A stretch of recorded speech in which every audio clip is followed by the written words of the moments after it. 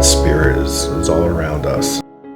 So when Lee passed away, I think the main plan was to develop the land as residential buildings.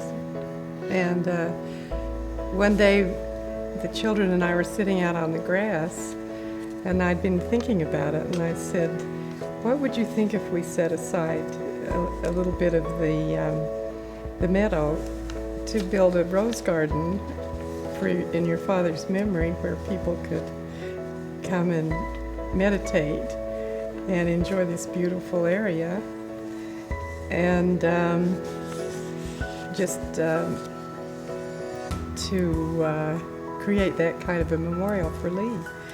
So we concluded that they'd think about it for a couple of weeks. And in a couple of weeks we got together again, and they said, if we're going to do it, let's do the whole thing.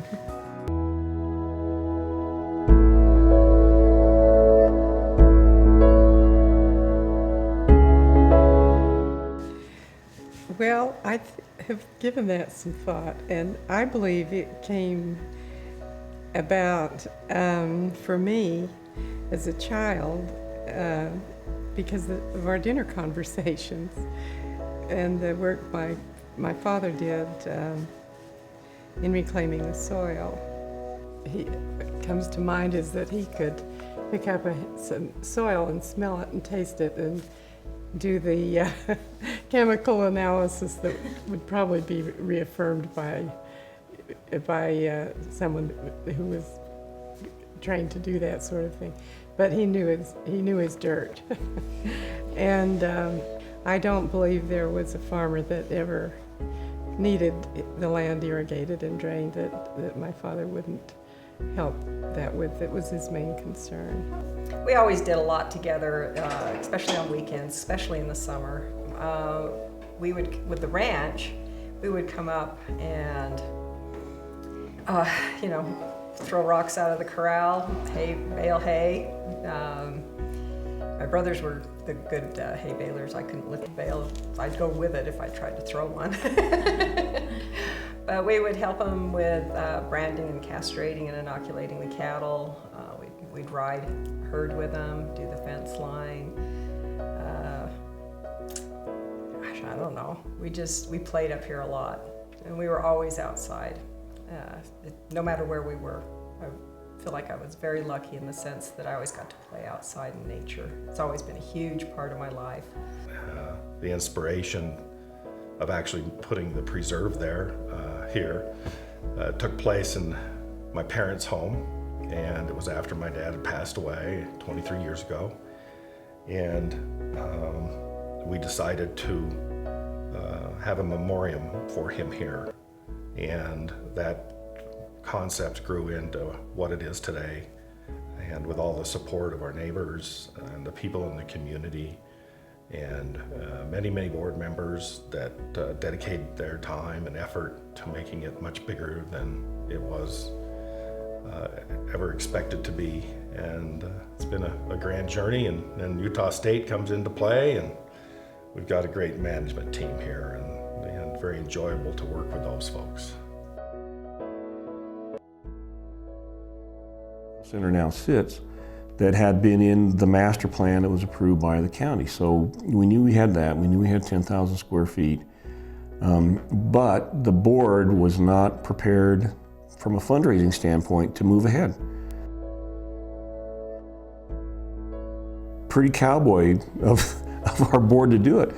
And not only did they say those kinds of things, they said it's going to be a platinum approved building from LEED, which is the Leaders in Energy and Efficiency design program that was currently being run in the United States. And Mom, she mentioned that she wanted a place of solace. And again, there's just something about this area up here that you can get that so easily. You've got freeway right around you, but you go out there and you don't hear it at all. It's like it disappears. And so Mom mentioned, her thought of doing this, and I think we all just looked at her and thought, what a great idea. my brother Sumner and I had been a little more active in development at that point in time. And one of our frustrations was the code up here that required open space, but it was just these almost useless little pockets of space. And we had been trying to figure out ways to get larger, more meaningful open space and/or connectors to connect the small with the large and make it more usable. And so he had been talking with a lot of our neighbors anyway about some kind of a concept. So when Mom mentioned that,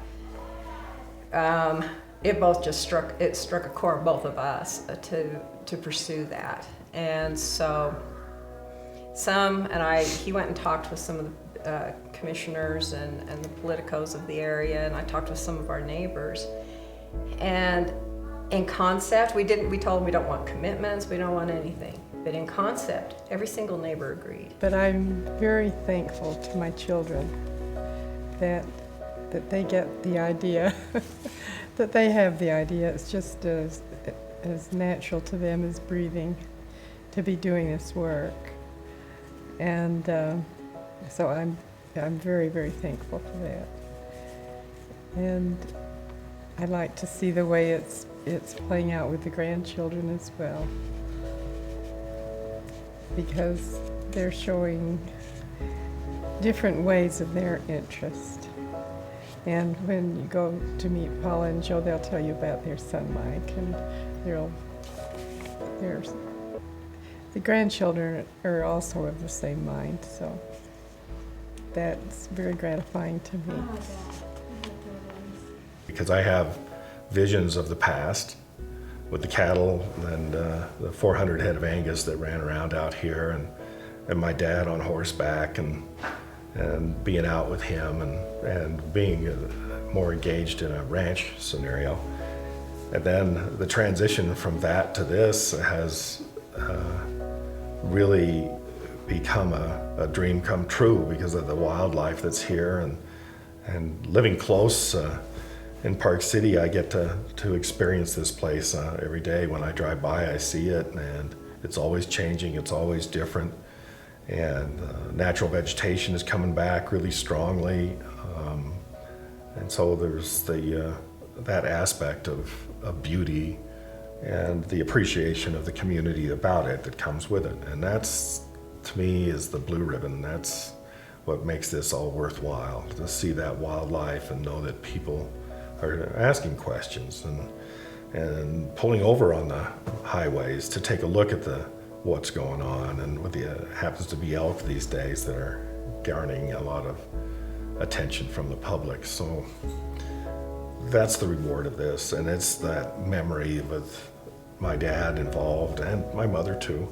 But I have this feeling that my dad's spirit is all around us, and it helps evolve us here.